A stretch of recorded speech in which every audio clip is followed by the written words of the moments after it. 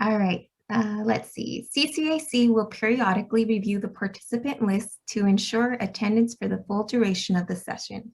Materials, including the PowerPoint presentation and the learning assessment for each session, can be found on the conference website at clerksrock.com under the course description. Please check back periodically as the assessment is added when it's received. Certificate of attendance will be provided after the conference. If you have an urgent need for the certificate, please contact Anthony Mejia. Questions for today's session will be answered when Stephanie would like to have a break for them or at the end of today's session. Please put your questions in the chat box and I will do my best to keep track of the questions as we go through the session. With that said, it is my pleasure and honor to introduce Master Municipal Clerk Stephanie B. Smith. Stephanie from Best and Krieger, LLP's Director of Election Services, brings a wealth of hands-on municipal government experience to her role helping cities navigate through the myriad of ever-changing election laws. Before joining BB&K, Stephanie served as a city clerk for the cities of Marietta and Lake Forest.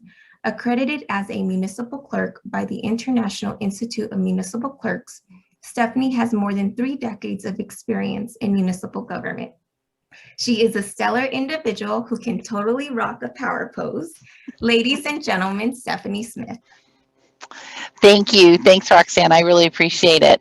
I'm going to go ahead and share my screen, and we'll be able to get started there.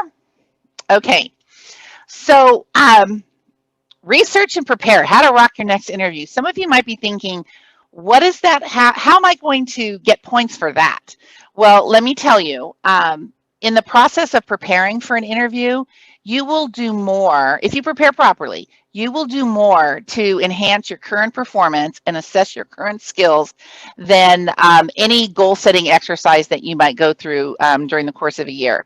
If you properly research the jobs that you might be applying for and you properly assess where you are in your current skill set, you're going to gain more confidence and you're going to do a better job at your current job. And so in presenting it that way, IAMC was very understanding and said, yeah, that is worth some points. So I'm glad to see you all here today. So just briefly going over our schedule. We're going to talk about what it means to prepare and in terms of the commitment in preparing for an interview and what it entails. What are the steps? What do you have to do? It's not just looking at the agency's website and saying, oh yeah, I'm ready. You're going to do some things in a countdown to get ready for the interview, how to present yourself in the best light. And that includes things like your body language and how to answer the question that they ask instead of rambling all over the place. And then coming up with a really stellar closing statement. And then remembering that the interview doesn't stop when you leave the room. It actually doesn't stop until you drive away. So how to go forward, at the end of the interview. So I love this quote by high school basketball coach Tim Notke. I was preparing for this particular education delivery during the month of March when we had March Madness and the college NCAA basketball championships. And so there's going to be a few basketball references throughout. I hope that you guys don't mind. But hard work beats talent when talent doesn't work hard. And high school basketball coach Tim Notke said this, and Kevin Durant, ball player Kevin Durant, made this famous in 2007 when he repeated it, what he had learned from coach. And let's face it, you are all talented. You're all talented or you wouldn't be in this room. So what sets you apart from the other talented people that might be competing for the same job that you are? If we were in a physical room, I'd have you look side to side, look all around, look at the people that are here in this room. You are all talented or you wouldn't be here. So what's going to set you apart? Well, that's hard work. That's hard work. So where do we go from there? Preparation. Why is preparation so important? The most important thing about preparation is that when you are prepared, you are confident. If you practice, and you are prepared, you will be more confident in your answers. You're going to be more confident in your job skills. You're going to be more confident in all of the things that you know. You're going to know them like you know. You're going to say, yep, Got that. And so how does that impact your current job? If you are more confident, you're going to make better decisions day to day. If you know the answers to the questions about, if you know the answers to the questions about anything related to your job performance, you're going to be better prepared to answer the questions on your job. It's not about the interview at that point. It's about just knowing your job. And that's going to help you when you're back at the office. Even if you never go to another agency again, preparing for a job interview is going to make you a better employee right where you are. I wanted to ask a question and have you guys put the answers in the chat. What is, in your mind, the scariest thing about a job interview? What is the scariest thing about going and interviewing for a job, whether it's at your current agency or it's at a new agency? If you guys just put answers in the chat, what do you think is the scariest thing?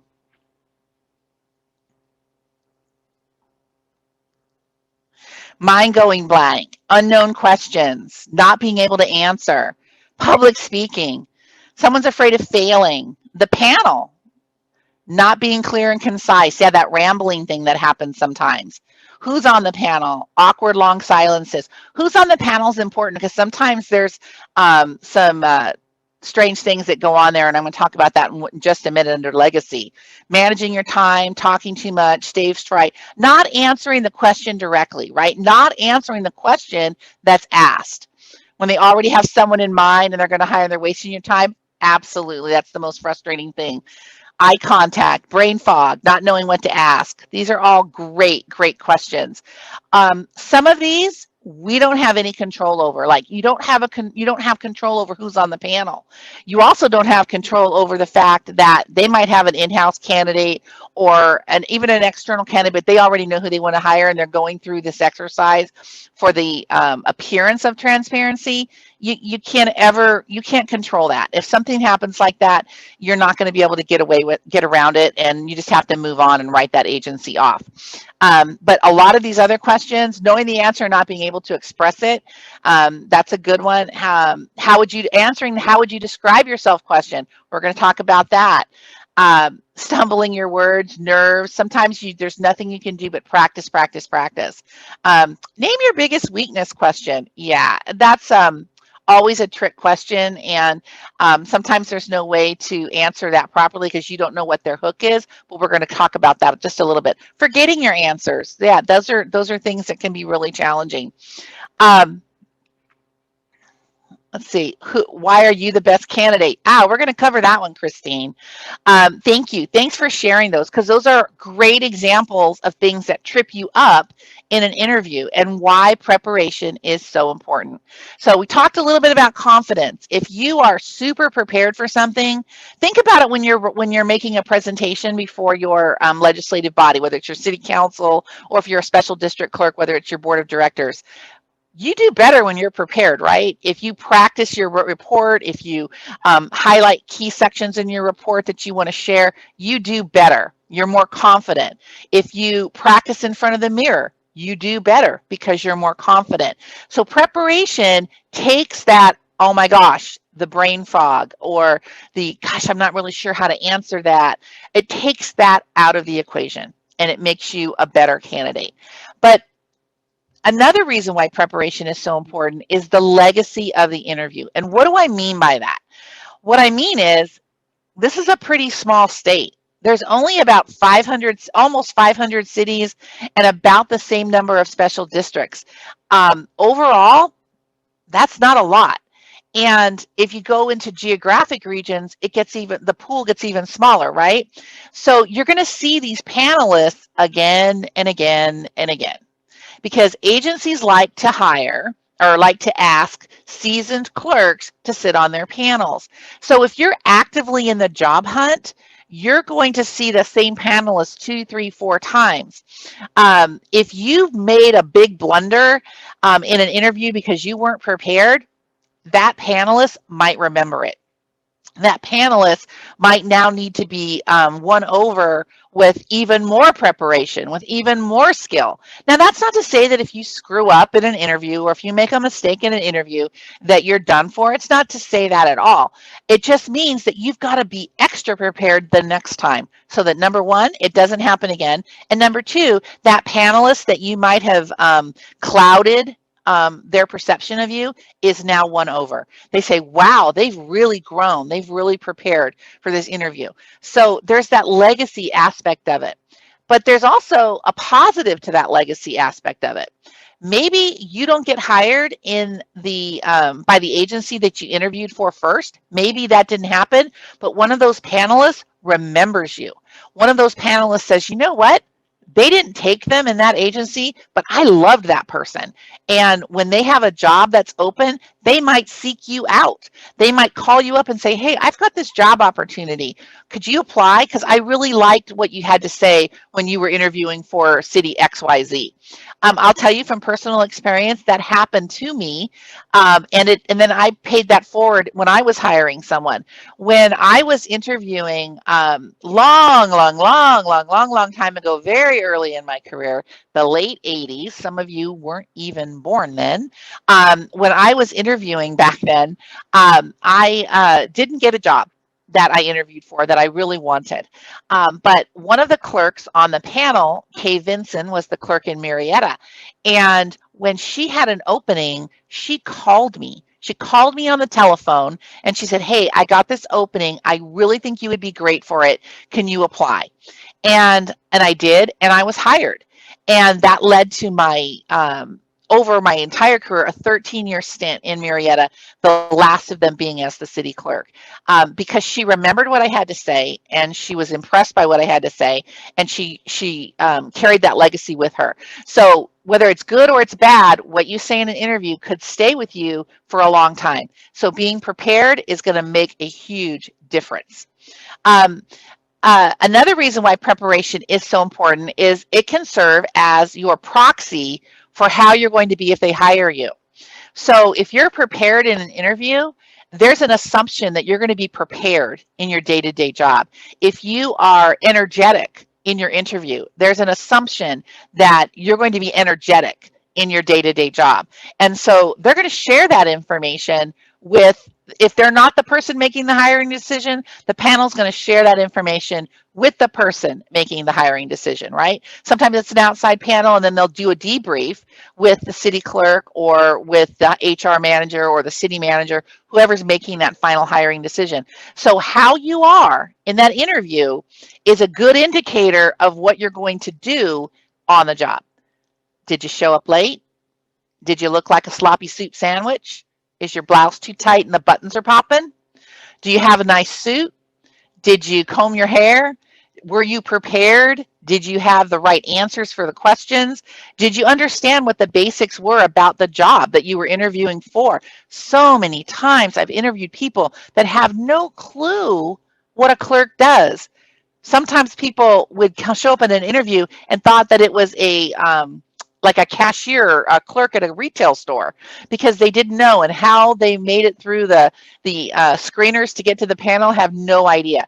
But how you show up to that interview, good or bad, is going to serve as a proxy for how you're going to be on the job.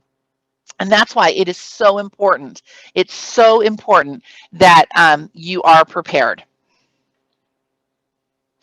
And, you know, let's face it, your interview, it is your best opportunity in an agency that you don't work for to put yourself in the best light. It's the only time it's okay to brag. It's the only time it's okay to really sell yourself and be a rock star in the eyes of the panel. And how do you do that? How do you overcome those public speaking jitters? By being prepared, taking the time to be prepared. Let's see, moving forward. Okay. I wanted to say really quickly too, go back to that really quickly too. When you're ready to apply for a job, it's important that you ask yourself how committed you are to applying for that job. Are you committed enough to spend the time necessary to prepare. Remember, hard work beats talent when talent doesn't work hard, and we're all talented. Are you prepared to put in the hours, and I mean hours, getting ready for that interview? Are you prepared and committed? Do you want the job that bad? Because if you don't, it doesn't make sense to even apply. It doesn't make sense to even apply if you're not willing to spend the time getting ready for it. If you're not willing to spend the time learning about the agency, if you're not willing to spend the time visiting the agency, and we'll talk about the ways to do that in just a second. So before you ever hit submit on that governmentjobs.com website, ask yourself, are you committed to that interview? Are you committed to the time it's going to take to do a good job on that interview? So step number one, getting ready. Step number one in your preparation, analyze that job flyer. And I will tell you, do this before the close. Print the job flyer or save it off as a PDF before the close of the application process, right? Because a lot of times once you do that, the job flyer goes away, and you don't want to have to be that person that calls HR and asks for it. You want to save it because you're going to need it for your preparation. This is where you're going to find the best intelligence, the best intel regarding potential questions. For example, a lot of your questions are going to come from the essential functions. Look at the essential functions section of the job flyer. And I don't know on your screens if it's big enough for you, but for example, essential function number 2. This is a job flyer for a public information manager. Number 2, maintain relationships with the media, including general media, HOA, blah, blah, blah. Provide continuous information as the primary spokesperson for the agency. So it's highly likely that you could see a question that says, describe your experience maintaining relationships with the media. If an essential function is to maintain relationships with the media, you might have a question, describe your experience doing that. If listed under the essential functions, producing the agenda for the agency, you can expect a question, describe your experience producing agendas for the agency. If an essential function is responding to Public Records Act requests, you can expect a question, describe your experience providing answers to the Public Records Act. It's incredibly important that you don't skip this step, because if you want to know what questions are coming, look at the job flyer. Look at the essential questions. HR is famous for pulling questions straight off of the job flyer. It's a strategy that HR managers and directors will use day in and day out. If this is what we expect them to do, then we would have asked them about their experience doing it. Okay, so let's see. Another aspect of the job flyer, the definition of the position. Under administrative direction, the PIM participates in planning, developing, blah, blah, blah. They anticipate challenges facing the district and demonstrate general awareness and responsiveness to district needs. They exercise independent judgment, initiate an initiative. So one of the questions could be, describe a challenge facing the district, right? What challenges have you dealt with facing this agency? The situational question, tell us about a time when you dealt with a challenge, and on your job. Describe a time when you exercised independent judgment. Under class characteristics, it's going to say that they exercise independent judgment, exercise supervision over lower level staff. Tell us about a time when. That situational question. Tell us about a time when, right? How many of us have had that question? We don't know what the question's going to be, but it's going to be, tell us about a time. Tell us that situational question. You can expect it on every single job interview you ever go to in your entire life. So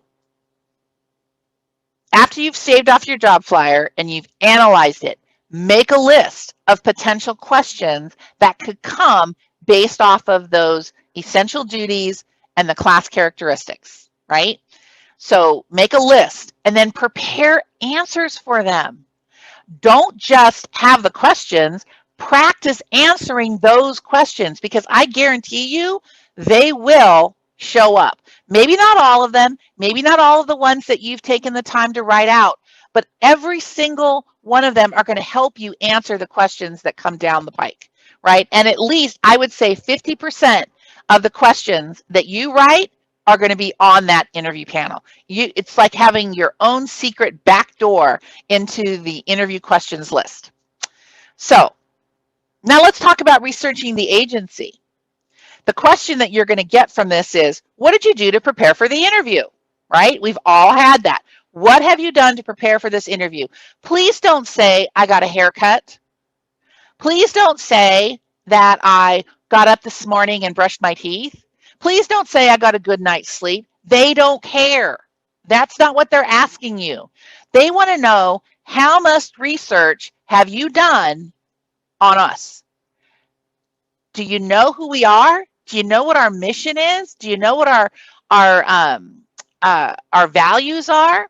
So where do you get that target information, right? You get it from their website. You're going to find general information. You're going to find staff reports, budgets, the org charts. I can tell you, when I interviewed for the city clerk position in the city of Lake Forest, I read 3 years of staff reports, and not just city clerk staff reports. I read the public works staff reports. I read the police services staff reports. I read finance department staff reports. Number one, I wanted to know, was that agency in good fiscal position, right? Were they sound? Were they hiring me and then they were going to lay off half my staff because they were in budget mode? I don't know. If I hadn't read staff reports, I wouldn't have known what position they were in financially. I wouldn't have known that the public works director writes horrible staff reports. I wouldn't have known that the finance director would write these crazy, crazy techno reports that then I might end up having to translate for members of the public. Why is that important to know?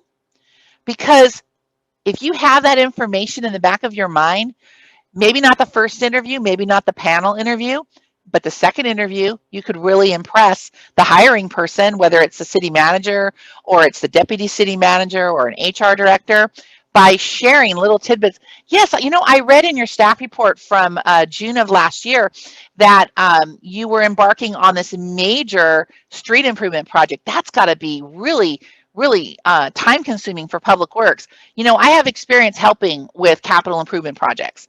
Showing that you understand what that agency is going through sets you above. I can tell you probably 10% of the people interviewing take the time to do this step. They just don't do it. The media, check out their social media sites. You know, most agencies are on LinkedIn. A lot of them have Facebook pages. What kinds of things do they put out? What kind of things do they post? What kinds of things are people saying about the agency? Is the council stable? The news is, you know, newspapers are a great source of this information. What kind of information is out there in the public realm, right? And then do some in-person reconnaissance. Drive the agency if you can. If it's not that far, drive there. And the reason I say drive it is because you're going to learn about neighborhoods. You're going to learn about communities. Stop at a park. Talk to the kids. Attend a meeting of the city council or the board of directors, or maybe a planning commission meeting. You know, as so many agencies are still virtual, that's easier than it was 2, 3, 4, 5 years ago. I had to physically drive to a council meeting because they weren't being televised, or I wanted to be there and see it in person. The videos weren't posted until the next day. So I've sat in the back of chambers and I've listened to the city council. I've listened to the staff. I've listened to my predecessors. How do they present? How do they, you know, how does the chair like to interact with the clerk? Do they like the clerk to read all the titles? Do they like the clerk to call the roll? How do they interact? It puts you in a better position to answer questions in that interview. It also might give you some expertise or some best practices that you can use in your current agency. Another reason why every once in a while interviewing for jobs is good, because it forces you to assess your skills and identify where gaps might be. Also, attend an event. Maybe they're having something with their community services department, or maybe there's a new open house because they're opening a new public facility. Go, interact, mingle, be seen by the people that are the decision makers, but always do it, don't kind of do it like sneaky. Do it with confidence. If you're going to introduce yourself with confidence. Say, hello, my name is Stephanie Smith, and I'm a management analyst with the city of Happy Valley, and I was interested in your clerk position. I just wanted to just get a feel for the agency. Don't lie about why you're there. Do it with confidence. There's nothing wrong with that, and they're going to look at you as somebody who truly cares about the potential opportunity. So when they ask you, what did you do to prepare for this job interview? These are the things that you want to answer with. I analyzed your website. I've read a couple of years of staff reports. I have watched every council meeting online for the last year. I followed your social media. I see that you have a lot of public engagement. That's really good. I see that you like to interact with the public. I see that you like to have these public events. If you can respond with these types of answers, it's going to set you above and beyond 90% of the candidates, because these are not the answers that interview panels are getting. And it's not just about impressing the panel, it's about actually absorbing this information, because it's going to, number one, make you a better employee should they hire you. Number two, you're going to take this back to your existing agency and you're going to say, you know what, we need to do a better job of interacting with our public. We need to write more articles. We need to publish more on LinkedIn. We need to be better engaged with our community. I saw this really cool thing over in the city of It's the Best Job Ever. And this is what they're doing there. So all of this is going to help you as you move forward in your current position. So that first question, and I saw it on one of the worst questions ever, or things that they were afraid of with interviews. It's that tell us about yourself. That tell us about yourself question. It's out there. They're going to ask you. It might be tell us about yourself, or it might be tell us about your background, your experience, your education that makes you the best candidate for the job, or that makes you prepared for this job. That it's going to be worded something like that, but it's going to be tell us about yourself. So practice in advance. What is your education? What is your work experience? What are your career goals? Include all of these things in that bio. Well, I have a bachelor's degree in management from Purdue, and I'm also a master municipal clerk, and I'm a certified trainer from the Continuing Education for Public Officials Leadership Program.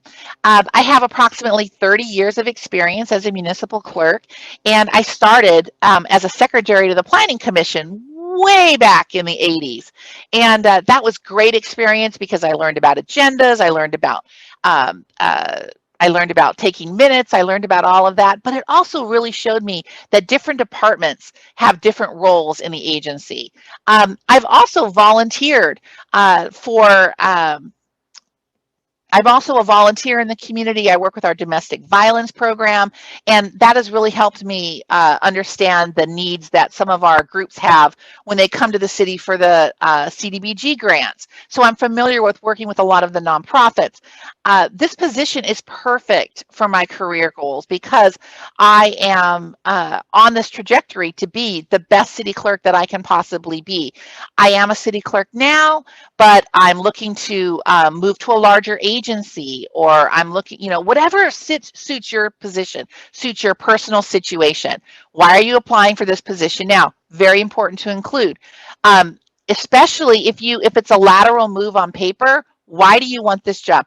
Do not tell them that you have a bad boss. Do not tell them that your current city council is bat crazy. Don't tell them those things. Why are you applying for this position? You're looking for further professional development. You want to move to a larger agency. You're looking for an opportunity for an engaged, dynamic city, and everything that you've learned about this agency tells you that the city of best opportunity ever is the right job for you. So you know the question's coming, prepare it, practice it, be comfortable with it. Be comfortable with this particular answer, because I can tell you that a lot of people will ramble. This is the, oh my gosh, I'm talking too much, I'm talking too fast. If you practice no other question, practice this one. Why? Tell us about yourself and why you're the best person for this job. Practice this one and get it right, because if you don't, then you're going to go into that category of they're not concise, they ramble. And I say 5-minute bio, it doesn't have to take 5 minutes. You want to at least spend about a minute, at least a minute, and no more than 5 on why, who, what, where you're the best person. So why should we hire you? You're always going to have that opportunity to make that last statement. It might be couched in, why should we hire you? Or it might be, is there anything else that you'd like to add that maybe wasn't covered significantly or sufficiently? There's always that last wrap-up question. Well, that concludes the final, that concludes all the questions we have. Do you have any questions for us or anything that you would like to say? This is where you have your opportunity to shine. Somebody had said in the chat a few minutes ago, why is this the only time to brag? I don't mean that we don't talk about our successes, on the job. We want to do that. You do want to talk about why you're a rock star, why the city clerk is, amazing and awesome. You just have to be careful how you do it once you get hired, right? Because if you're that person that's constantly talking about how amazing they are, that can be a problem with your colleagues. I had a coworker, he was a planning director, that was constantly saying how amazing and awesome he was. He was great. He was amazing. But he kept saying it over and over and over in every single department meeting. And he was constantly telling us about how he got this award or he got that award. And it grated on our nerves. So you have to be careful about how you brag about your successes. That was what I was trying to say. In a job interview, there's like no rules. This is the time to brag. You want to identify 3 reasons why you're a good fit for the position that you can articulate in about a minute. You want to have 3 strong reasons. How do you come up with them? What is it that's in your background that matches what they're looking for? What are they looking for? It's on the job flyer. It says the ideal candidate shall possess, and they'll give you a list of qualifications. What is it about your background that makes you the best? Why are you interested in that position? I said it just a little while ago. What is it about right now that makes this the right job for you? Why are you interested in this position? Please don't say it's because it pays more than I make right now.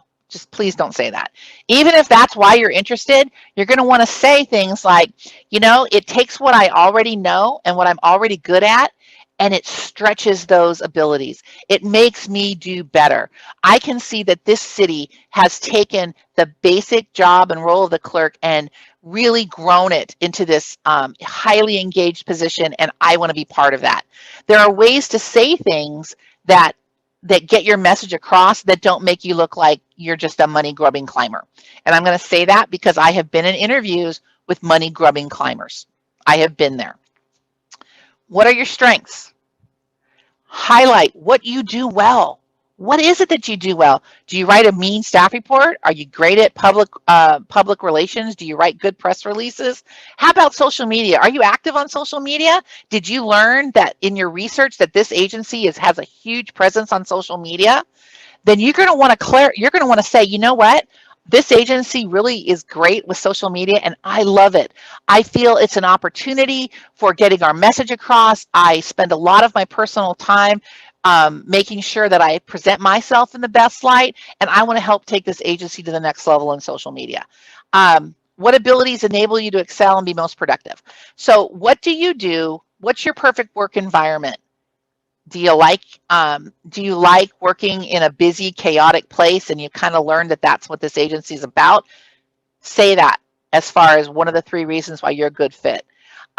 if it's not a good, if you feel that your work environment isn't necessarily what this agency is, I'm not saying pull out, because you can make any job exactly what you want it to be. I have grown every position I've ever had by making it my own, but don't necessarily want to share things that are contradictory to the job flyer or contradictory to what you've learned in your research about the agency. So pick a different strength, pick a different ability that's going to make you be the most productive at that agency.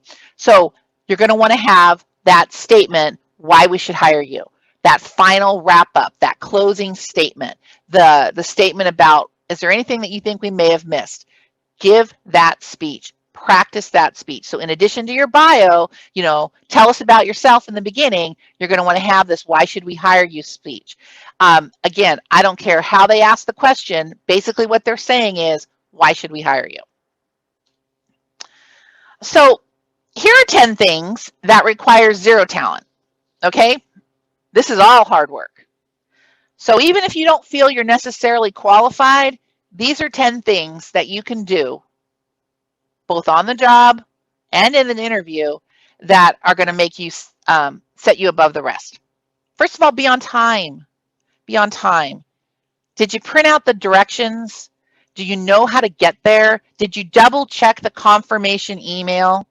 I can't tell you how bad I felt for one clerk who I really thought would be a good candidate for my successor in Lake Forest when I left to go to Marietta. That was 30 minutes late because they didn't check the confirmation email.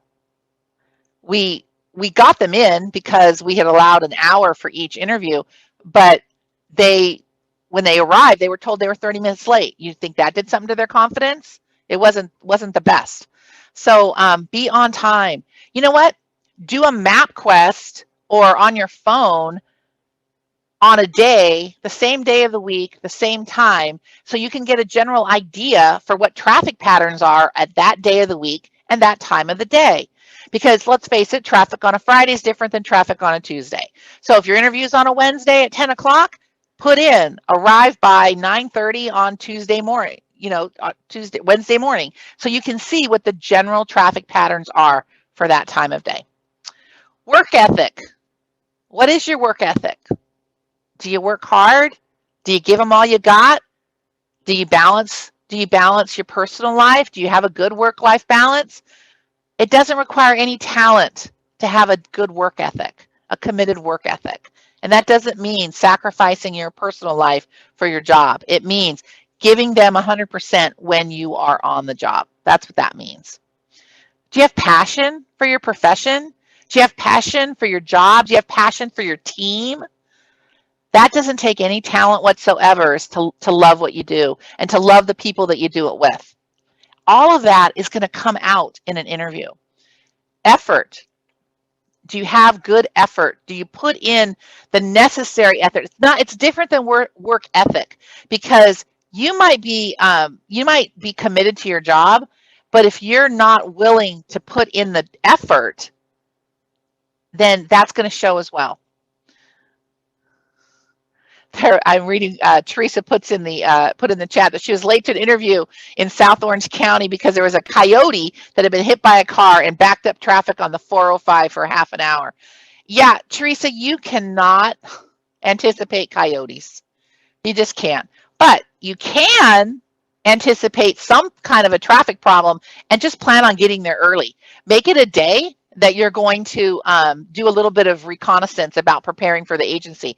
Plan on getting there an hour, 2 hours before your interview time, because that way, and go to a coffee shop or sit at a park, read a book, pray, whatever it is that calms you, do that, because that builds in that time that if you're going to be late, it kind of builds in a cushion for you.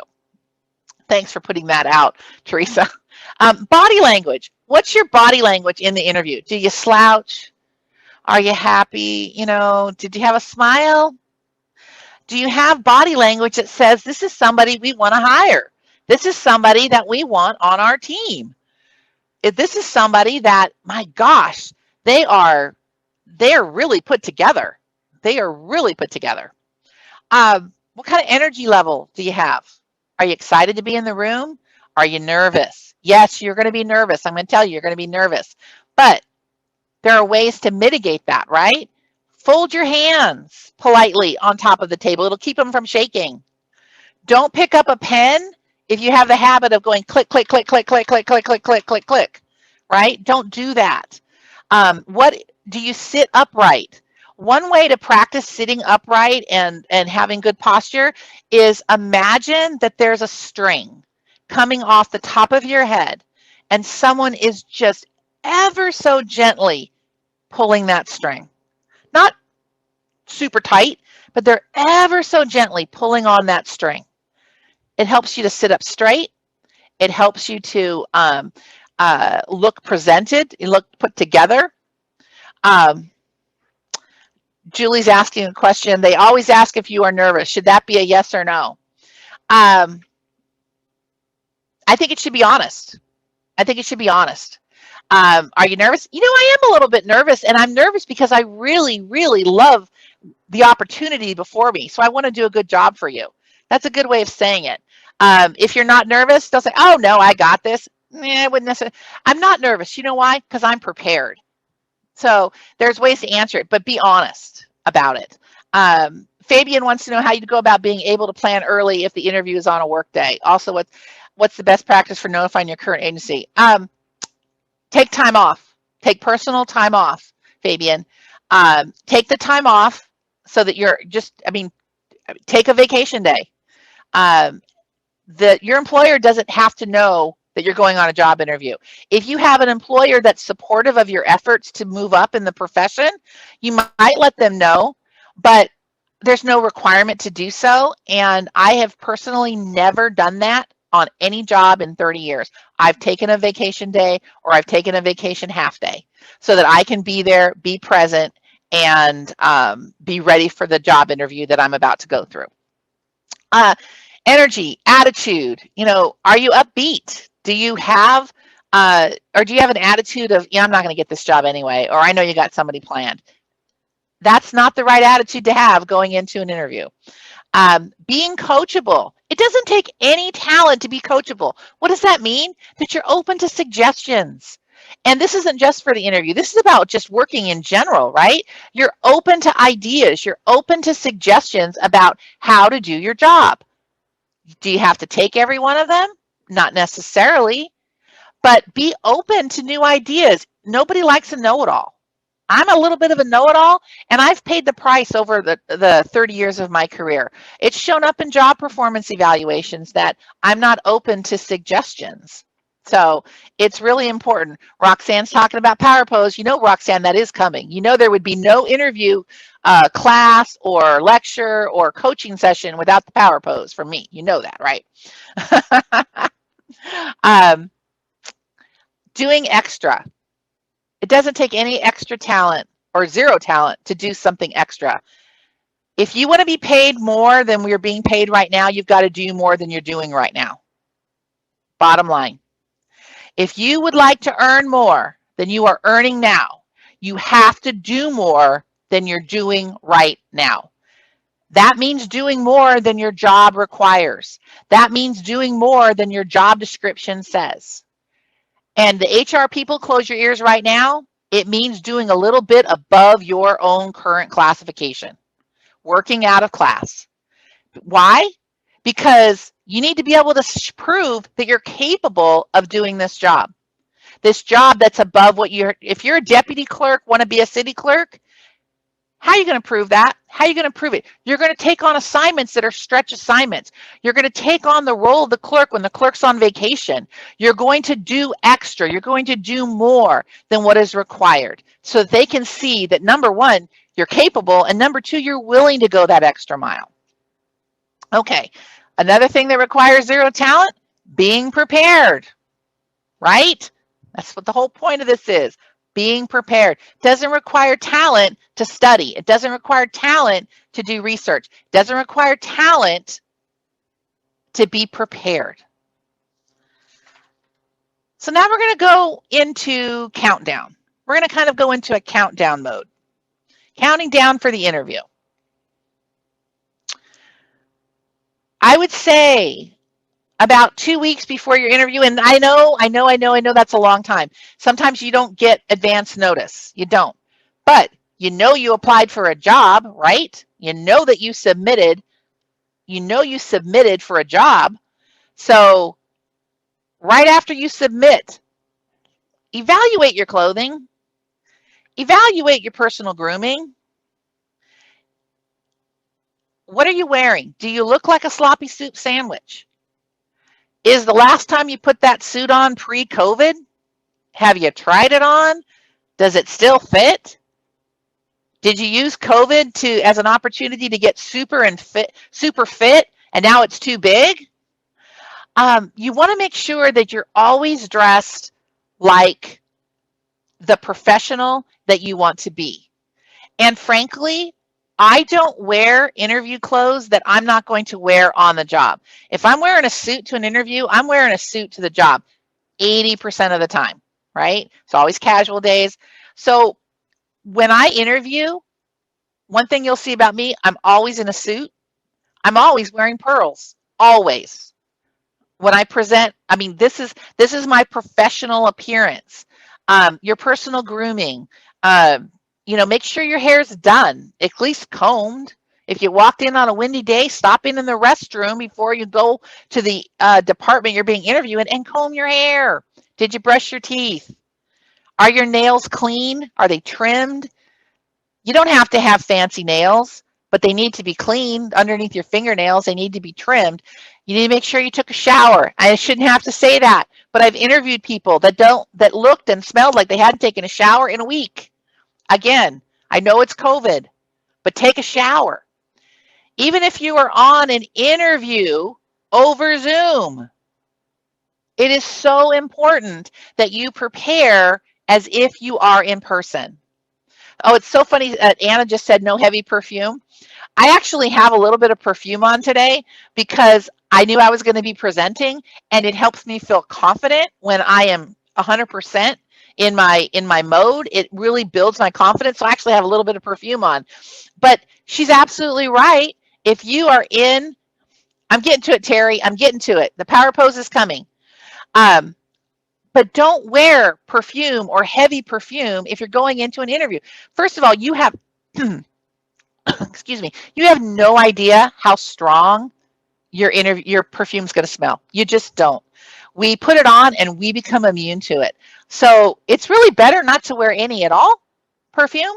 But if you have to and you insist, just a little tiny dab here and there, and that's it. Don't put it on your clothes. Don't put it on your ears. Just little tiny dabs, little tiny bit. That's it. You just don't want to do that. So first thing on your interview countdown, your appearance. Have your outfit ready. Have your personal grooming in order. You may not know when your interview is, but you applied for a job. You know when it closes, so be ready. Don't use it as an excuse not to have the right outfit. Your shoes, men, women, both. Shoes are so important. Don't come in with the scuffy shoes. Don't come in with sandals. Some people say, well, what's wrong with sandals? I don't know. People just are prejudiced against sandals. Don't wear sandals. Wear closed-toed shoes. You want to look like the position that was advertised. If it says it's a director, look like a director. We always say we can't get paid like the finance director unless we have the same education level of the finance director. Do they wear ties? Do the men wear ties? You need to wear a tie. Do the women wear suits to council meetings? You need to wear a suit to the interview. You want to fit the culture of that organization. Logistics. This is also counting down to your interview. It goes back to being on time, the confirmation letter, the email, the directions, the map. Know how to get there. Know how to get there. Know what time it's scheduled for. Know what day it is scheduled for. You want to make sure that you understand exactly what your challenges are between your house and theirs. Is there construction on the highway? When I interviewed for the city of Lake Forest, I live in Riverside County. It's in Orange County. The best way to get there is over a 2-lane mountain road. A 2-lane mountain road that has a history of accidents that close it for hours. Motorcycle fatalities, probably one a week on that highway. Did I take that road to my interview? No, I did not. I drove around the mountain on the freeway in traffic. So I made sure that I scheduled to be there. Yes, Brandy, the Ortega, it was it. Eight years. I drove the Ortega every single day for 8 years. And yeah, it's crazy. But when I needed to be there at a particular time, I took the freeway. And I made sure I built in extra time if there was an accident on the freeway. So you want to make sure that you have the best route and that just take the day off, take the morning off, take the afternoon off so that you can build in time to be there relaxed, peaceful, on time. Are you going to have any work product? Do you think that you might want to provide samples of staff reports that you've written? Are there any press releases that you may have written? Do you have any papers that you've authored that are relevant to the position? It's not a bad idea to provide them.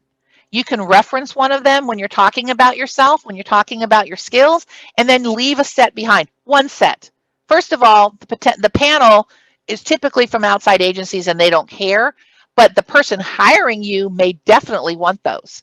So leave one set behind and just say, you know what, when you're talking about them or referencing them, you know, I've brought a set to leave behind. You can share it with the hiring manager. Let's see. Work product. Countdown.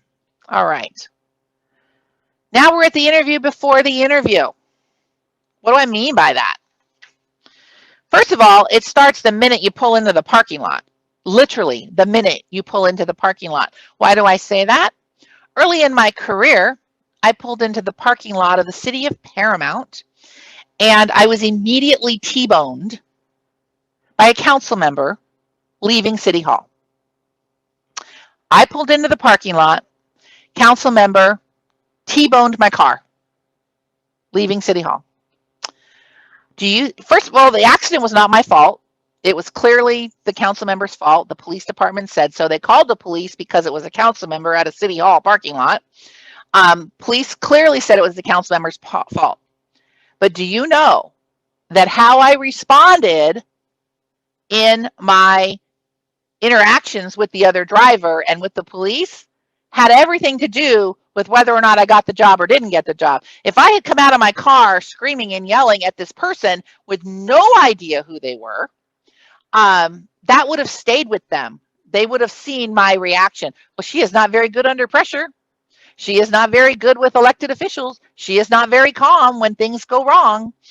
So the interview starts the minute you pull into the parking lot, right? You don't know who is watching you. So you want to be aware of your surroundings, the people that you meet. Are there people sitting outside having lunch at a picnic table? Smile at them. Hold the door open for the person walking up to it at the same time as you. It might be your future boss.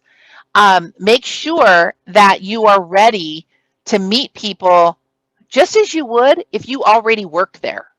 Imagine that you already work there. Just want to be sure, right? You want to be sure that you're not offending anybody. Be polite. Be polite to everybody you meet. Be polite to the receptionist. Be polite to the doorman if they have one. Be polite to the residents that are there to pay a parking ticket. Be polite to everyone. I love the acronym RAVE. Show respect, show appreciation, show value, show equality. Rave about people.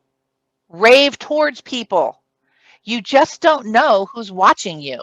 And that's why I like to call it the interview before the interview, right? You just don't know who you're going to run into. That person that I met, that council member that I met, to this day, and it's been 40 years later, that person is still a friend of mine. And they say, you know, Steph, every once in a while we get together and go, do you know how I met this young lady? Because it's an older gentleman. Do you know how I met this young lady? I T-boned her car. And so they remember how I acted. They remember how it happened. So you just want to be, you just want to make sure that you are ready to go. The interview before the interview. Another part of that interview before the interview. So can or how can any of this, Deborah's asking, how can this be applied to those that are already city clerks who've been invited to the table as a leader of the agency but need reclassification to manager or director? Okay, let me talk about that in just a second, Deborah. I'll get to that. Also interview before the interview. I was interviewing for a job with the city of Palm Springs. And Palm Springs City Hall is beautiful, but it's old. You know, it was built in the 60s. It's very mid-century modern in style. And the bathrooms are very, very narrow doored. They are not ADA compliant, let me tell you that. Beautiful pink tile in the women's bathroom, you know, really pretty, but very 1960s. I have a habit of doing the power pose, which I will tell you about at the very end, but I have a habit of doing a power pose before my interviews. And I was in the stall trying to do the power pose, and I couldn't because I didn't have room. And you'll see why in a second. But I didn't have room because they were such narrow stalls. So I came out of the stall. I was the only one in there. And I did it in front of the mirror in the restroom of the Palm Springs City Hall. And in walked a person seeing me do the power pose. I didn't stop. I smiled. They looked at me. They went about their business in the bathroom. And it was very interesting because that woman was on the panel when I got into the room where the interview was. So you never know who you're going to meet. It's those first impressions. Always have a smile. Always be ready. Always be polite. Deborah, how does this apply to those that you want to be at a table as a manager or director? Yeah, Maria, of course she was on the panel. Yeah, it's just my luck, right? How does it apply? Attitude applies. Hard work applies. Your willingness to do more than what you're being paid for applies. Being polite and respectful and raving about the people that you meet or that you work with applies. All of this in terms of your presentation as a professional, your outfit, your grooming habits, your being on time, all of that applies. You are constantly interviewing for your next job. You are constantly interviewing. If you are performing and appearing at the level of not even a manager, but more of an analyst or a technician or a professional, I'll use the professional designation, like a planner. You know, they're not managers or directors, but they're at the professional level. If that's your level of performance and you're not stretching yourself, they're not going to see you as someone that will perform at the table with them. So you have to perform at this higher level in order to be seen as somebody that they want or feel confident having at the table. And we'll keep talking a little bit about that as we go on. So here you are at your interview. Here you are at your interview. First of all, you've got the panel interview. These are the most important things. Your carriage, your posture. Remember that string kind of pulling gently up at the top of the list, top of your head, right? Making you sit up upright. Have a firm handshake. Don't have the little limp handshake or no handshake at all.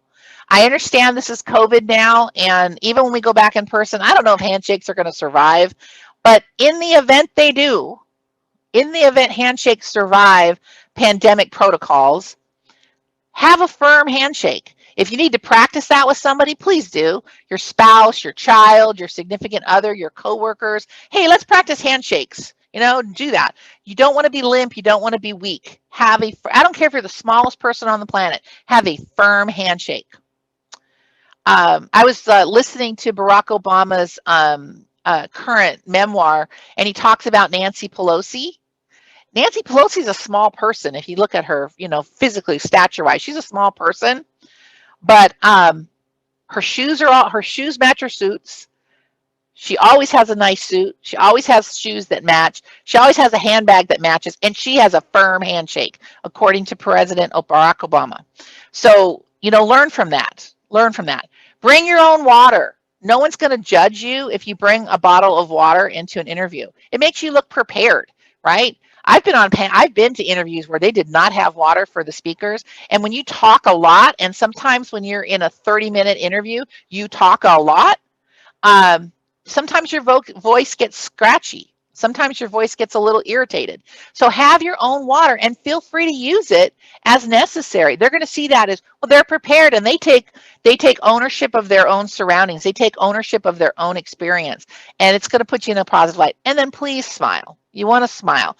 When you're nervous, it can be hard, but please smile. It's going to show that you're confident. Even if you're faking it till you make it, smile. Okay, then you have the one-on-one interview. Look them in the eye. Make eye contact. I saw that earlier. Somebody was talking about that. Look them in the eye. Don't dart around. Don't look down unless you're reading something. Try not to refer to your notes. Try to be confident enough to just talk to them like a person, one-on-one, like we're talking right now. Lean back in your chair a little bit. I don't mean lean back and put your foot up on the desk, but don't like lean forward constantly. In the one-on-one interview, they want to see how comfortable you are in a work situation. So lean back a little bit. Be comfortable. Be calm. Take your hands off the desk if you want. If you don't, I tend to be a real kinesthetic person where I'm, licking, touching, tasting, all that, moving a lot. I have to work at not fidgeting in the chair. Don't fidget if you can. Don't fidget. I tend to fidget, and I have to really practice not doing that. Also, ask a question. Show what you know. And by asking a question, I don't mean asking them, so, do you think that I would get hired at the top of the salary schedule? Not that kind of question. Ask a question about what's happening in the agency right now. And you know what's happening in the agency right now because you've read their agendas. You've watched their council meetings. You've researched them on social media. You read that police public press release about that arrest they made the night before, and they seized 400 kilos of cocaine because you read the police department social media website. And you could ask a question, it's like, wow, I bet everybody's so excited with that big arrest that the police department made last night. Show that you know about the agency. Show that you have an understanding of what's going on. There's some really great things happening in the chat. Kim Bowles is saying, turn off your cell phone and silence your smartwatch. Those are all things that you absolutely have to do. You want to make sure that you don't have any distractions coming in. And by silent your cell phone, turn it off. Because mine on silent, I cannot figure out how to get rid of the vibration. And knowing me and my luck, that would be the time that my children call. I have adult children, but they both have kids, and I get these weird calls all the time about they're just FaceTime videos with my grandkids. So silence it completely by turning the power off. Leaving it, in your car if you can. Leave everything in your car if you can. Let's see. Ask questions. Show what you know. That's the one-on-one. Now, here is the ever popular for managers and directors meal interview. This is also something, Deborah Black, that you want to keep in mind if you're trying to get promoted at your current agency. If you ever go to lunch with your boss or the city manager or the person interviewing you, order simple. Don't, it's not the time for fajitas or something that requires eating with your hands. It's not the time for that. Order something simple. Make sure you're there on time, early if possible. Your best absolute table manners. You don't want to, wait for everyone to arrive, everyone's food to arrive before you eat. Use a napkin. Don't slurp your soup. All of those things that your mother and your grandmother told you all the time. But the most important is wait till the other person's food arrives before you start to eat. Be comfortable, but don't be still. Lean back a little bit. Be comfortable, but don't sit there frozen. Also, don't be that person that says, could you cube the chicken, or is the chicken organic, free range? Don't be that person. Order simple, eat with your fork and a knife. Don't be high maintenance and ask for more complex things or send the food back. I don't care how awful that food is. Do not send it back in an interview. Just push it around your plate, ask for a box, and if they say, oh, didn't you like your food, say, you know what, it was really good, but I was a little nervous, so I'm just going to take it home and enjoy it later. Thank you so much. Don't send it back, because it's going to make you look like you are a high maintenance person.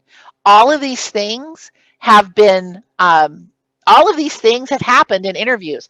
I have learned from my relationships with city managers that those are exactly the kinds of things they are looking at when they take you to lunch. They're not taking you to lunch because they want to take you to lunch. They want to see, how do you eat? They want to see what's going on with your manners. They want to see, how do you treat servants? How do you treat those that are there to serve you? So make sure you're not that person. Don't be the high maintenance person. Let's see. I saw a question I wanted to ask. What if it's Roxanne, what if it's a coffee shop interview? If it's a coffee shop interview, order a cup of coffee. It's not, and they're taking you there. So order a muffin or something, something simple like that if you want. But a safe bet, just order a cup of coffee or tea or latte. Doesn't matter. Just order something simple. Don't, have them go all crazy with it. But they just want to see, how do you treat other people? How are you treating those that are there to serve you? And are you comfortable in social situations? Do you have a good enough social awareness to be comfortable? Because they want to know, how are you going to fit in with the rest of the team? How are you going to fit in with the rest of the directors, the rest of the executive team? All of that, believe it or not, can be ascertained by, how do you have a cup of coffee in an interview? Let's see. Trying to keep, yeah, Kim, they want to see your social skills. Absolutely. That's what they're trying to do. So checking our time here. Okay, we're doing perfect. Answering questions. First of all, you want to listen. This is going to go back to some of those fears that you had in the very beginning. I had you put in the chat. Listen carefully to the entire question.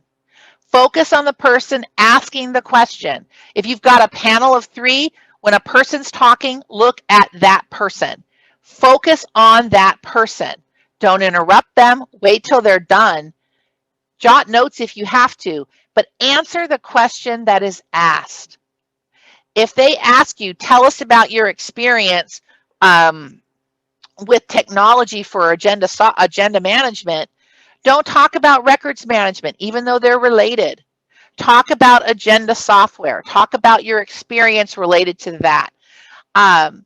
If they have, you know that they're going to ask about an interpersonal conflict. Tell us about your challenges dealing with XYZ. They're going to have the general knowledge questions that are specific to the position that you already anticipated because you've analyzed the job flyer. They're going to ask the why now question. Why are you interested in this position now? Why are you applying? Why in your career now? Those are very common types of questions. So have your stock answers ready. Have them ready. Practice them. They're going to be on the interview, so have them ready. Don't go in blind. And then this last bullet on this screen is, I think, one of the most important things I ever learned, and I'm going to give credit to Lee Price, retired city clerk from San Luis Obispo and San Jose. Map your answers back to your resume. Lee taught me this 20 years ago. If they say, tell us about your experience with agenda management, don't say, oh gosh, I'm an expert with agenda management. I'm so good at that. Yes. Oh, I've done that tons of times. Oh my gosh, I've been in so many interviews where that's been the answer. Oh, I'm really good at municipal code codification. Well, tell me how, tell me where. Map it back to your resume. Well, at the city of ABC, I did XYZ, which I think is similar to what you're asking. Always give those specific examples. So tell us about your experience with agenda management software. Well, at the city of Lake Forest, when I was the city clerk there, we had Sire originally, which I'm very proficient at. But then we went through an RFP process to change because, as many people know, Sire is no longer being supported by Highland. And we wanted to look at whether or not we should upgrade to OnBase or whether we wanted to take on a new agenda software. So what did I do there? I talked about what I knew about the program. I also talked about where I gained that knowledge. Map it back to your resume. Always say where on your resume you gained that knowledge. Where did that answer come from? Well, at the city of Happy Valley, we didn't have agenda software, so we actually had to do things the hard way. We had to do them with Adobe PDF packets, and that's just how we did it there. However, I do know, because I've attended lots of conferences and I've talked to lots of vendors, that there are some amazing products out there, and you can go down and list, what you know about agenda software. Let's be honest, sometimes you don't have the answer. That's actually going to be on the next screen. You don't have the answer. So what do you know, and how can you flip it to apply to the question? But answer the question they asked and map it to your resume. If you learn nothing else from this entire 2 hours, map your answers to your resume. Don't just say, oh yeah, I've got tons of experience doing that. I can't tell you how many clerks I have written off for jobs because that was the answer that I got from them. So what do you say when you don't know what to say? That was another thing, right? I saw that in the questions earlier. What do you say when you don't have the answer? You say things like, well, I haven't had specific experience in that. However, I have done XYZ, which is very similar and utilizes the same skill sets of blank and blank. Unfortunately, I haven't had that opportunity yet in my career, but I look forward to learning that. At the end of the day, if you don't know, you don't know, right? If you don't have the answer, you don't have the answer. Or, I love this one. That's a very good question. I've never encountered that before, but this is how I would research finding the answers. And you would use your mentors, you'd review the applicable laws and policies, and you'd ask your coworkers. Everybody has been approached with something that they don't know the answer to. Nobody was born being a master municipal clerk. Nobody was born knowing the answers to every single question. So how do you answer it without looking blank? You use one of these answers. You use one of these sentences. I encourage you all to download this PowerPoint, have these pages handy when you're practicing, because those are the phrases that are going to get you over the hump. When you don't know the answer, these are the phrases that are going to make you look intelligent, make you look prepared, just not experienced in a particular area. And there's nothing wrong with that. As long as you look prepared and you provide a plan for learning the information, you're still going to get high marks in that interview panel. So, some miscellaneous things here, and this is along the lines of silence your cell phone, et cetera, but don't bring your baggage into the interview. And what I mean by that is, don't talk about anything negative happening where you currently are, and don't bring baggage about the current agency. Like, maybe they're in the news because a council member did something illegal. Maybe they have a vacancy on their council or their board because somebody was arrested. Maybe the FBI came in and seized their email servers because of some big investigation. Don't talk about that in a negative light. Don't bring baggage into that interview. You're there to talk about your skills, your abilities, where you learned them, and why you're the best person to solve any problems they may have. As far as speaking negatively about your agency or coworkers, why would you not want to do that? Because, number one, it's a small world. Number two, somebody on that panel might know your boss. Number three, it tells them that you're going to talk negatively about them if they were to hire you. If you're one of those people that has no problem talking negatively about where you are, if they brought you to them, you're going to be the same there. People rarely change. And so you don't want to set that example. Remember, I talked about the legacy of your interview? The last thing you want to do is put in somebody's mind that you're going to talk negatively about them later. Take your vitamins. That's kind of it's a metaphor really, but if you're a vitamin person, take them. Be your best self, make sure you got a good night's sleep. Make sure you have your energy levels up. Make sure that you are ready for what's going to come your way. And if you have a routine that includes meditation or prayer or vitamins or extra glasses of water, make sure you do that before you go in. Don't do anything unusual, because that's going to throw off your game. Make your practices now. Make your habits now, so that when you on interview day, you're just you. You're authentic. That's who you are. Kimberly said, what if you don't get the job? That would be an uncomfortable position if we got back to your agency. Right? If you talk negatively about them and you didn't get the job, you don't think they're going to hear about it? All of those clerks on the panel are going to probably call your existing boss. Or if they don't do that, they're going to remember you. They're going to remember you. And on the next panel, again, set legacy. Use a strong voice, but don't overpower. I have a strong voice. I project. I credit Mrs. Lawrence, my third grade choir teacher, with teaching me how to project. Sometimes I can overpower a conversation, and I have to spend a lot of time modulating my voice.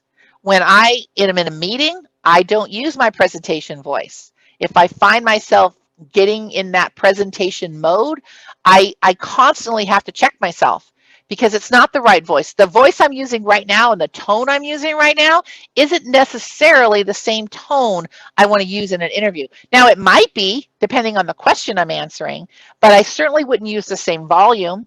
I certainly would want to modulate that. So use a strong voice, but don't overpower them. Kind of take your cues from the panel. Typically, panelists will have good, strong voices when they ask the questions. Kind of take your cue from that. Also, it is super okay to go back and clarify an answer that you kind of muffed up.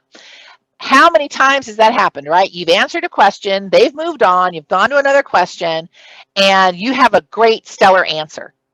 It is okay to take an opportunity at your next question and say, before I answer that, I just want to go back. I want to clarify something that Susie said, Susie asked a few minutes ago. I said XYZ, but I really want to clarify that and say ABC. It's okay because they're going to be impressed that, number one, you remembered what happened in the past. Number two, that when you realized that you didn't provide the right answer, that you took the opportunity to straighten it out, to clarify it. We all make mistakes, and when you acknowledge that and you fix it, it really scores higher than if you just let it go. And you're going to kick yourself if you walk out of there and didn't take the opportunity to clarify it. You can also use your closing statement as an opportunity to clarify something that that you said that you didn't want to say, or if you said the wrong thing. My famous example of that is I had an interview. This is when I was applying for a deputy clerk position. Tell us the difference between an initiative and a referendum. And I went blank. I went completely blank. I couldn't do it. I couldn't. I said I know they're both ordinances. That was it. That was my answer. Later on in the interview, when I had a chance to maybe relax, it was really early in the interview when they asked that. When I got later on in the interview, I felt calmer, and it dawned on me the difference between an initiative and a referendum. And so actually at my closing statement, I used that as an opportunity to clarify what I didn't say the first time. Say, you know what, I've actually had a little more time to be calm and reflect, and I just want to clarify that an initiative is an ordinance that is brought forward by the people, and it's a ballot measure brought forward by the people to enact an ordinance. A referendum is brought forward by the people to overturn an ordinance adopted by the agency. So I just wanted to make sure that you understood that that you knew that I did know the answer to that, and I apologize for freezing up a little bit earlier. Those kinds of things are perfectly normal, and they just show that you're aware and you're intuitive, and that you're not afraid to fix things that are wrong. Always have that closing thought or statement, and about those, you miss 100% of the shots you don't take. Michael Jordan said that. 100% of the shots you don't take.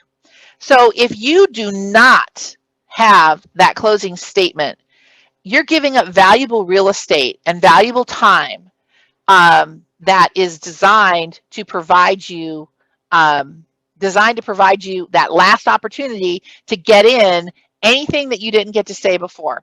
So what kinds of things do you include in the closing thoughts or statement? Helena, here they are. You can use them to ask important questions. You can use them to discuss missing experience, remind the hiring manager of your most important skills, emphasize your passion for the position, speak about the next steps. So by asking important questions, what do I mean by that? You can say things like, how does your city deal with, something you've learned from your research? How is your city handling the Black Lives Matter protests? Or How do you see the role of the clerk evolving over time? I see it's a manager. Do you see any potential for it to be a director? Or what kind of contributions do you see the clerk making in these other areas? Asking important questions is a tricky one if the panel is not an internal panel, right? So you might want to skip that opportunity. You're not going to want to do all of these things, first of all, in your closing thoughts or statements. These are just 5 different ways to put together a closing thought or statement. If the panel is not an internal panel, questions might not be your best bet. If it's an internal panel or if it's the hiring manager, you can use it to ask questions like, well, you know what? I do have a few questions for you. What steps does the agency take to improve the organization's culture? Where does the agency stand on diversity, equity, and inclusion? Because that's really important to me as a person who deals with the public. I want to make sure that the agency is responsive in those areas. Those are some things you can ask if it's an internal panel. If it's an external, I would advise skipping that one altogether and using it as an opportunity to discuss your missing experience. If you don't have 100% of the experience that perhaps the job flyer asked for, you can use this opportunity to talk about that. You can say, you know, I appreciate the question you had about my experience. I want you to know that despite minimal experience I have with project management software, I learned more about this when I was at this conference, or I learned, even though my department was responsible for it, I shadowed IT while they were doing this project. Things like that. You can talk about missing experience you have and then tying it back to your resume, or even things you learned off duty at a conference or a book you read or something like that. You can show that you are tied into that, and you understand that you have more to learn, and let them know that you're on board for that. You can also use the opportunity to remind them of your most important skills. From the job flyer, what were the essential functions? What skills do you have that are important for those functions? Remind them in your closing statement. Just wanted to let you know that I believe my writing and research skills are very valuable to this particular agency in this profession, this position.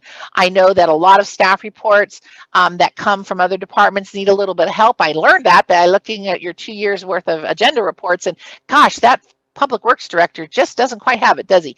You know, I mean, you can make a few jokes lighthearted, you know, obviously you don't want to ding anybody, but if you saw a skill that was missing in your research and you know you have that skill, this is the time to share it in your closing thoughts or statement. You want to say it there. You want to be able to say, I've worked under tight deadlines, and I know that the agenda here can be a tight deadline, and I'm perfectly equipped to handle that. I'm also really good at motivating people to meet deadlines. I help create them calendars. I help them create a schedule for getting their reports in on time, and helping the manager have enough time to review those reports. So whatever skill you might have had that you want to remind them of, that's a good time. It's not a bad time to remind them how passionate you are for this position and why you want it. Deborah Black, I'm going back to you about getting your face out there for a director position or a manager position. Why are you passionate about this? Use every opportunity you have to talk about why you care for your job and why you care for the role your job plays in the organization. This role is a win-win for me because I am thoroughly vested in making sure that our agency is seen in the best light. And I love to talk about my job. I love to talk about it in social media. I know that the agency cares about it, and this job is so important. We are the bridge between the government and the governed. We are the heart of democracy. Without us, democracy fails. And I am so committed to making sure that the public understands that about the role of the municipal clerk. So use that closing statement, that closing thought as an opportunity to say that, because sometimes passion beats skill. Sometimes commitment and attitude beat skill. We've all heard the phrase, hire for attitude, train for skill. Doesn't mean you can get off scot-free on the skills, but if you have the right attitude, you're going to get through to them. And they're going to say, you know, this person, they care. This person is committed. This person wants this job more than any other candidate, and you need to hire them. You can also use it to speak about the next steps, but I, again, don't suggest this if it's an outside panel, because we've all been there. We've all been on the panel, right? So can you tell me when the city's going to make a decision? Can you tell me what the next steps are? They don't know. The panel doesn't know. If it's an internal panel, you want to make sure you ask the questions. You know, you want to ask questions that don't make it look like all you care about is, you know, all you care about is your own self, right? So next steps for an internal panel is like, you know, thank you so much for your time. I really do appreciate it. I look forward to the next phase in the process. Do you know when they might be contacting candidates or references? I just want to be able to let my references know. You could say something like that because number one, it shows confidence, right? They're gonna promote you to the next step, and also it just shows that you're thinking about them. You're not just thinking about yourself. So you can also use your closing thoughts or statement to determine if they need more information. You can ask them a question such as, you know, do you need any more information from me? Is there anything about my background that you would like to hear more about? There's, you know, it's certainly okay to do that. Sometimes I've been in an interview before, not as an interviewee, but I've been on a panel before where one of my co-panelists would say, you know what, could you tell me just a little bit more about XYZ? I didn't quite get a feel for how you answered that question. So you can ask them in that closing thought or statement, do you need anything more from me? Do you feel like I've given you everything you need to know about why I'm the best person for this job? Always finish with a polite conclusion. I'm really grateful for this opportunity to interview with you today. I truly feel that I'm a good match for this organization, and I just want to thank you for being here. I know you have very busy schedules. Acknowledge the time that they took to ask you those questions, the time that they took to be on that job panel. You can ask for the job directly in government. That's a little tricky, right? Not necessarily the best thing for a government job. You could say things like, you know, is there anything that prevents you from offering me this position today? They might chuckle, they might laugh, it might seem presumptuous. But if you were interviewing for a different type of job, may be the right question. If you're interviewing for an internal job that isn't even posted, like taking your position from the professional level to the director level, you could ask someone, you know, is there anything preventing you from making me a director right now? I'm a manager now, and I really believe that the work I'm performing is director level. Is there anything keeping you from making that happen? At least know what you're up against. At least know if it's budgetary, or if they don't think your skills are quite up to snuff, or if there's some other reason. At least know what you're up against by asking that question. Another one I really like to finish with is a positive outlook about the future. You know, I believe that I can take this department to the next level in terms of its constituent relations. I believe firmly in customer service, and I believe that I can help every single person become better at their customer service skills, better at interacting with the public. And when you look at the clerk's office, the public will always see a smiling face. You know, give that positive outlook. You can do that. And then also, my favorite one though, my absolute favorite one, is show how you are prepared for the first day. Use that closing thought or statement to tell them what you're going to do. My plan for increasing productivity and turnaround time on our Public Records Act requests include XYZ. What do you plan to do? You already know what they need because you've already done the research. You have already spent the time learning about what they need. You already know where their deficiencies are. You have been more than prepared. You know going in on day one what that organization needs. So show them that. Show them by telling them what your plan is. I look forward to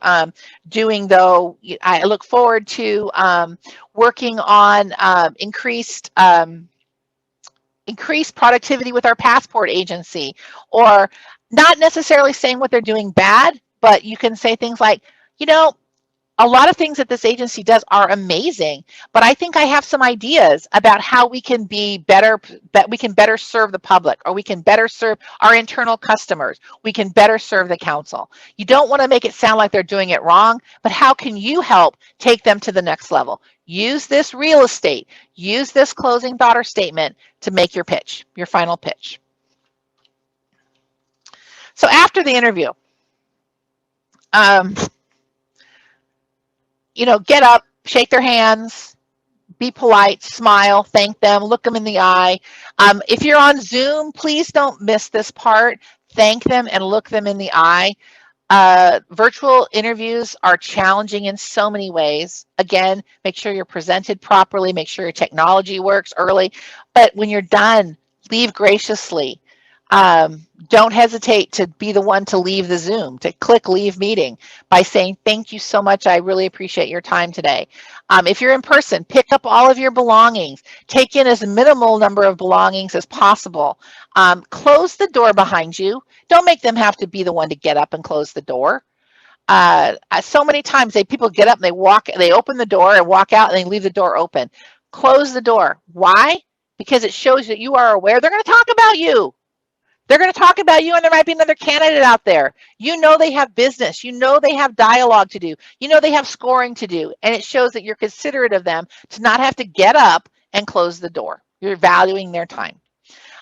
Remember that it doesn't stop until you drive away. That same thing is in the beginning. You never know who's watching you. Don't walk out into the hall, pick up your cell phone and say, oh man, that went so bad. Or, oh, do you know who was on the panel? Oh my gosh, I hate that person. Don't do any of that because you don't know who's watching. You don't know who's listening. Just walk out. If you need to use the restroom because it's a long drive, use the restroom. Then get in your car and drive away. If you need to get in your car, drive away and park somewhere and then call that person to vent, do that. But make sure that you leave graciously and that they see you exit the building. It's so important. Number one, when you think about, not number one, but when you think about interviewing, if it does nothing else, it keeps you on your toes, right? It keeps you on your toes where you are. If you go through all of these steps, then it's going to make you more productive in your current agency. This is my last basketball quote, the famous John Wooden, UCLA Bruins. Confidence comes from being prepared. When you prepare, you become more confident. When you are more confident, you are more productive.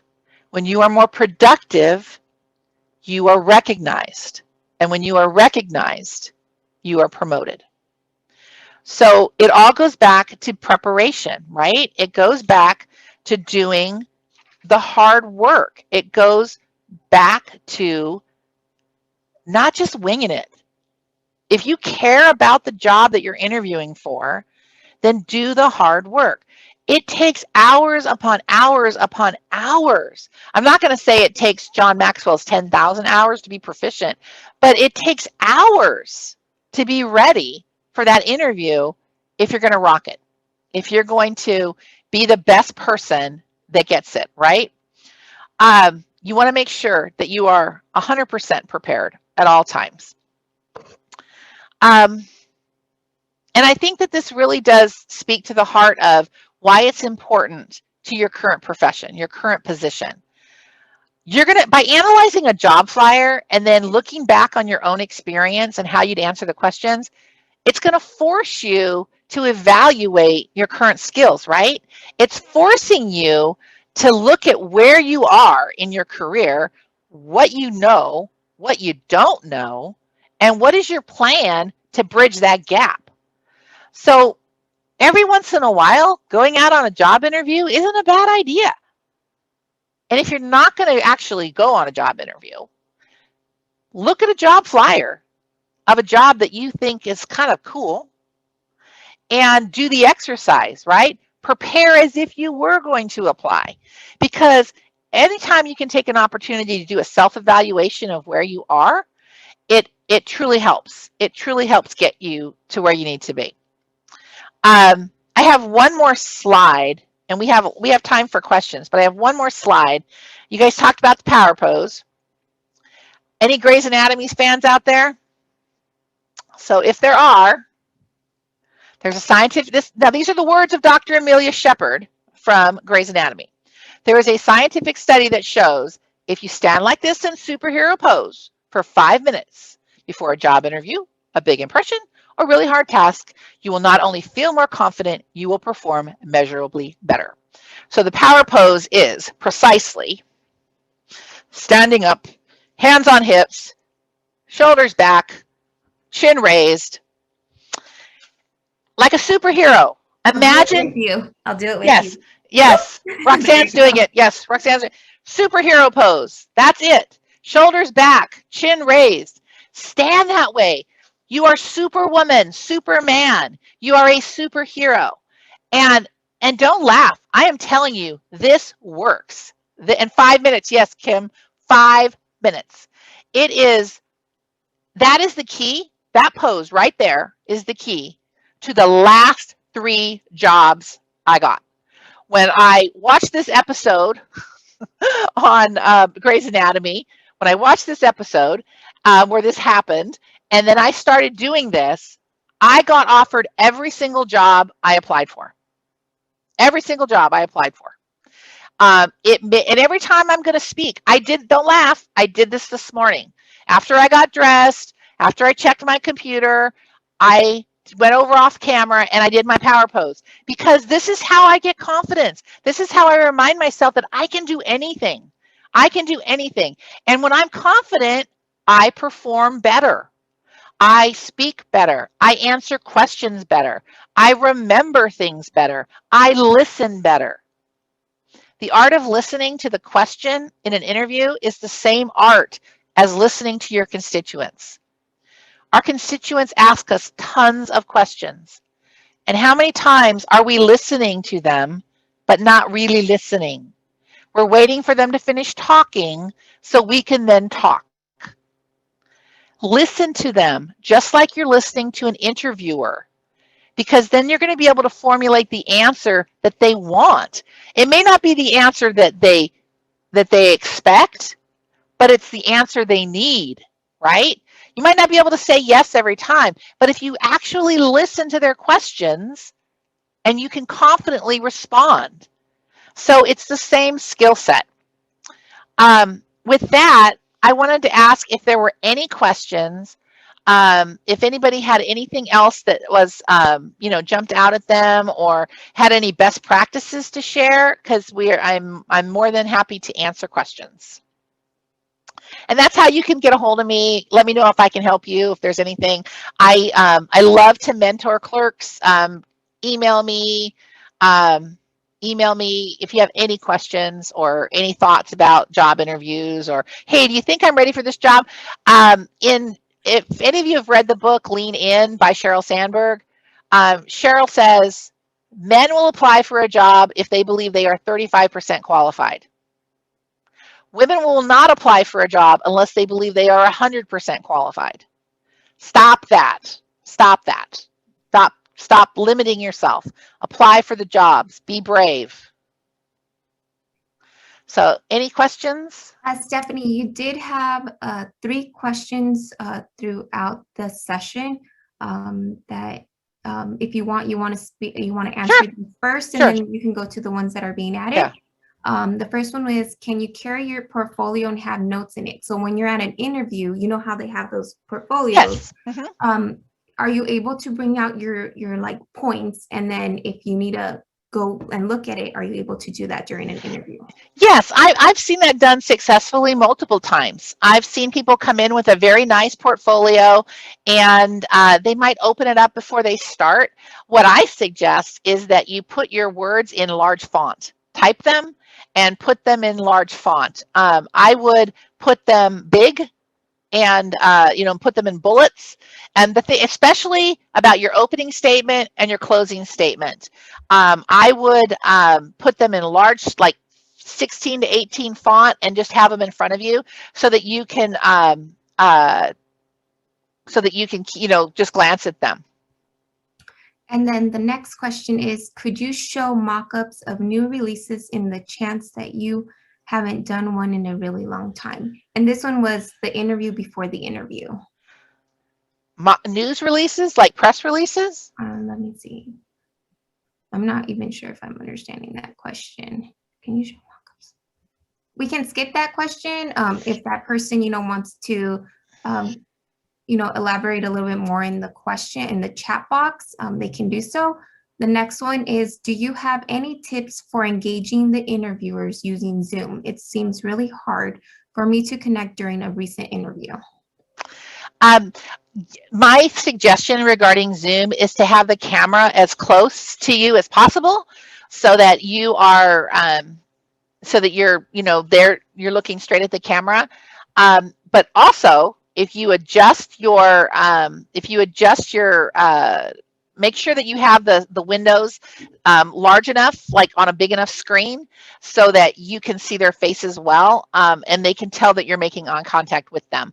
I think when we sit farther back from a camera, and a lot of interviews I've seen, they're like at a table way far back like this, and it's super hard to make eye contact like that, because technically the person that that I'm interviewing with it should be about as far away as my computer is right now, like 3 or 4 feet, right? But when you're on a Zoom, it's like it's so hard to see them because of the size of the screens. It's almost like they're 20 feet away. So my first and foremost thing is get as close as you can to your camera. Second of all, make sure that you're on a screen large enough that the interview panel's faces are large. You're not going to be sharing a screen, so it's going to be showing the faces pretty big.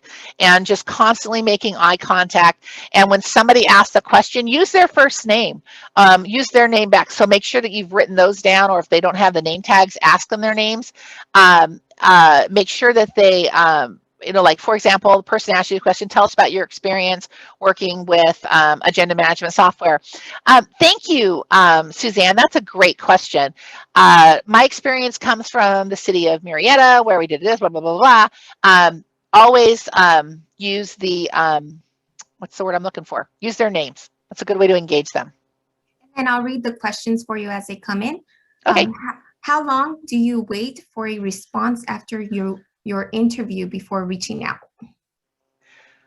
I would wait 14 days. I know that's a long time, but sometimes it can take them a long time to make a decision about the next steps or to set up the panel for the next interview. I would wait 14 days. I know certainly no sooner than 7 days. Most agencies now are pretty darn fast.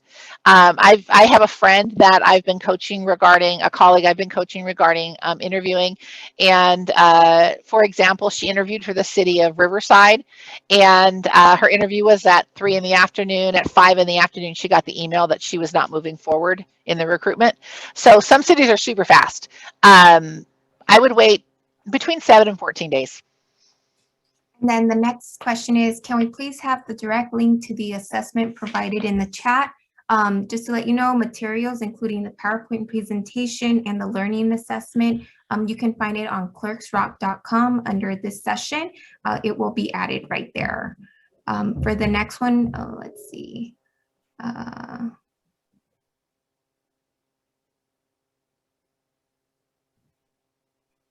Judy. It's good to see you.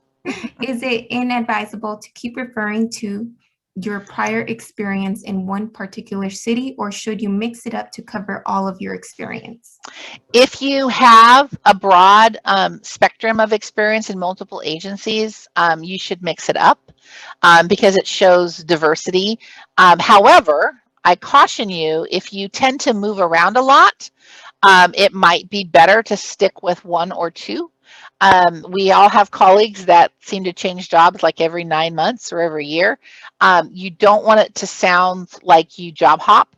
So if you like focused your experience on your resume when you talked on maybe 1 or 2 different agencies, but if you just have a broad spectrum of experience, you're going to want to use the experience that's most relevant. And I've used 3 before in an interview and not had any issues at all. The next question is, what do you do if you really like a job, community, except that the salary is lower than what you currently make, is it okay to ask for more? Yes, but not in your interview. When you're, it is okay to ask for more. Many times, when you get a job offer, when you get an actual job offer, it's going to include the salary that they're offering you. Um, you can, first of all, in your hiring interview, like when you're with the manager, the city manager, they're gonna, they're gonna know, you're gonna have that conversation then. Um, well, we know the city of so and so pays a lot less. Our position, or pays a lot more. Our position is here. You can ask at that point. Bottom line is it's a negotiation, and I have learned over my 30 plus years of experience that salary negotiations are perfectly acceptable. I guarantee you the city manager negotiates their salary with the council. It is 100% acceptable to negotiate your salary. My current position as director of election services at Best Best & Krieger, it was a salary negotiation. And I told them what they offered something, and I told them that what I felt was appropriate, and we had this back and forth discussion until we agreed on my salary. So yes, absolutely, it's 100%. Never in a first interview, never. The next question is there a polite way to ask if there's an internal candidate?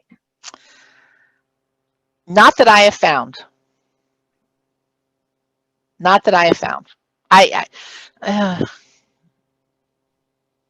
No, I've never asked that question because I've never thought of one. If one of you has an idea, I would love to see it. That's awesome. I would love to see it, but I've never done it because I can't think of a way to do it without sounding snippy. Stephanie, there's a lot of kudos towards your presentation. And the next question is going to be, are there career goals that make bad answers, such as I would like to move up and be in your position? Oh, okay. Yeah, don't tell the city clerk that you want their job. I have real experience with that. I worked with a management analyst. I worked with a management analyst who said in an interview for like a senior management analyst, they said, well, where do you see yourself in 5 years or whatever? And he says, and he used the name, he goes, I want Lori Moss's job. And she was the city manager at the time. Not only did he not get the senior management job, but he got counseled, counseled on his comments about wanting the boss's job. And so there are ways it's funny because he is now a city manager in another city, but what I would suggest is you say things like, I know that I have a lot to offer this organization as the clerk, and if I'm not able to be a clerk here, like if this is more of an internal question, if I'm not able to be the clerk here, I hope that I can learn as much from our existing clerk and then take those skills, and use those skills to better the agency here until a good opportunity comes up. There are ways to say it so it doesn't sound like you're just, going to leave and join. And basically you want to just always thank your current agency for their opportunities that they're giving you. That's what you always want to do. Always thank your current agency. Be appreciative for the opportunities that they've placed in front of you. Even if it is the worst organization and the worst job on the planet, there are always things you can learn, right? You can learn how not to be a boss. You can learn how not to treat people. You can learn how not to deal with the public. So there are always things you can learn. The next question is it possible to take too much time to answering a question, even though you're answering it, but have a lot of experience to share? Yes, because what I would suggest is at the beginning of the interview, if they don't tell you, ask, if they don't tell you, that's a great question. I try and say to applicants we have 30 minutes and 10 questions, so that might help you as you gauge the time that you spend on each individual answer. So I like to say that it's not hard. It's not bad to ask them.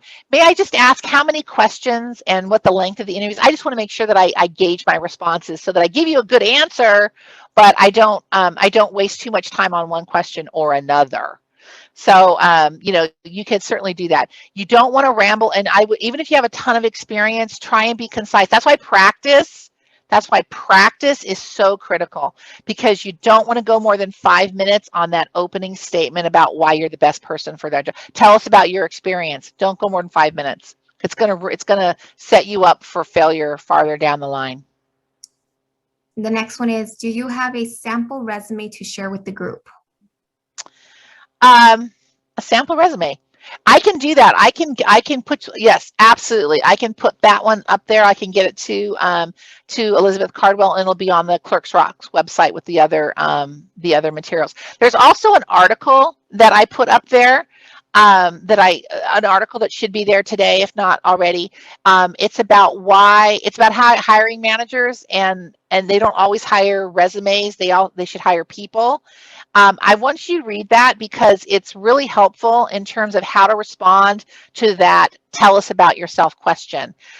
Sometimes, and the article is great because it talks about candidate A being from Harvard and candidate B being from a state school. And on paper, candidate A may be the best looking, but candidate B, it actually ends up being better because they're a scrapper and they've had to struggle. So it helps you frame your response to that question. Tell us about yourself and your experience. So I encourage you all to read that article from the Society of Human Resource Managers.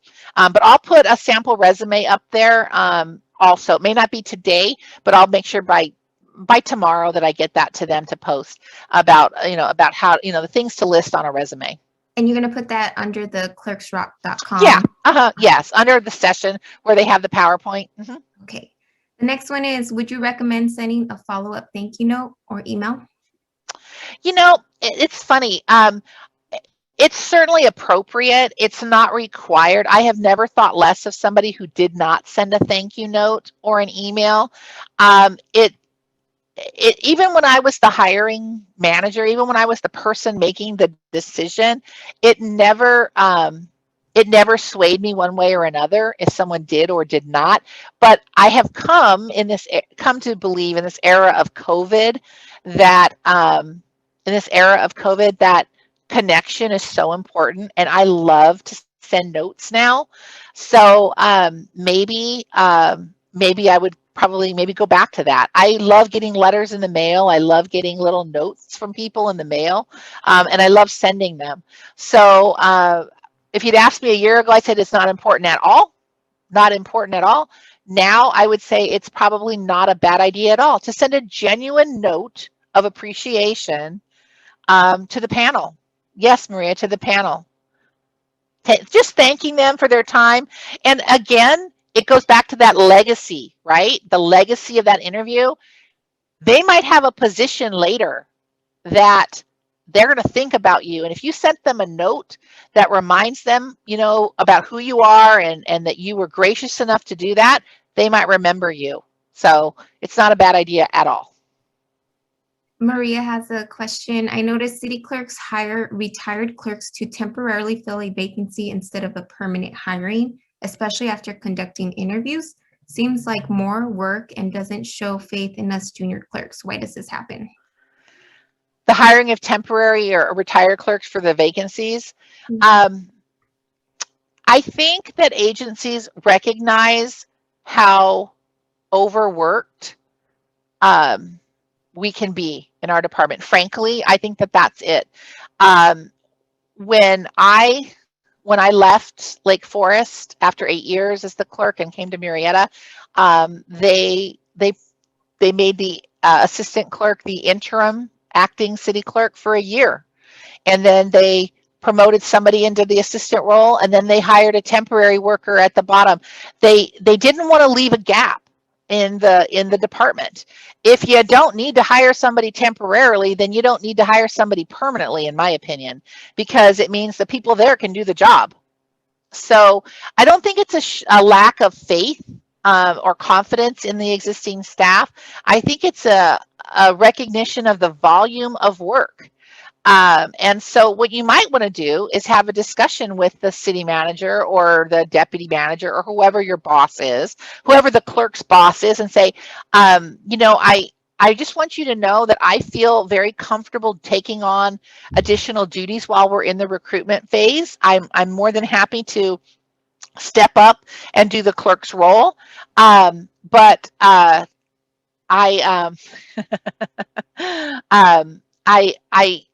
I'm more than capable of stepping up and doing that, but I also recognize that you might want to, you know, hire somebody in the interim, and I fully support. I'm more than willing to work with whoever you bring on. Um, Somebody just pointed out that it's sometimes a lack of faith, though. Yeah, sometimes it is. Sometimes it is. That's why having that conversation with the city manager or whoever the clerk's boss is about your willingness to step up and do the work can be beneficial to you, especially if you're thinking about applying for the job permanently. Also recognize that there are some situations where you are never going to be seen as the clerk in your current organization. I can't explain it. I don't know what happened. I don't know what the situation is, but some people will pigeonhole others. And I think that says more about their lack of leadership than your lack of skill.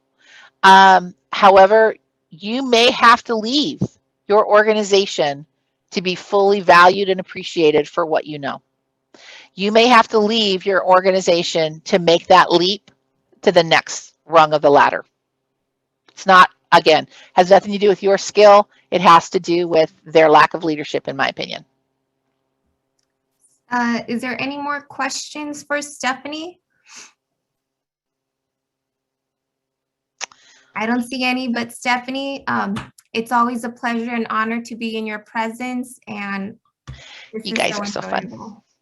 Well, thank you so much. I truly appreciate it. Everybody has just been awesome, and the questions are great. Remember, you may not have to be looking for a new job, but it doesn't hurt to evaluate where you are in your current one. What are your skills? Where are you at? What can we do? So give me a call, give me an email. I'm more than happy to talk to all of you. I love you all, and thank you so much. Thank you, everyone.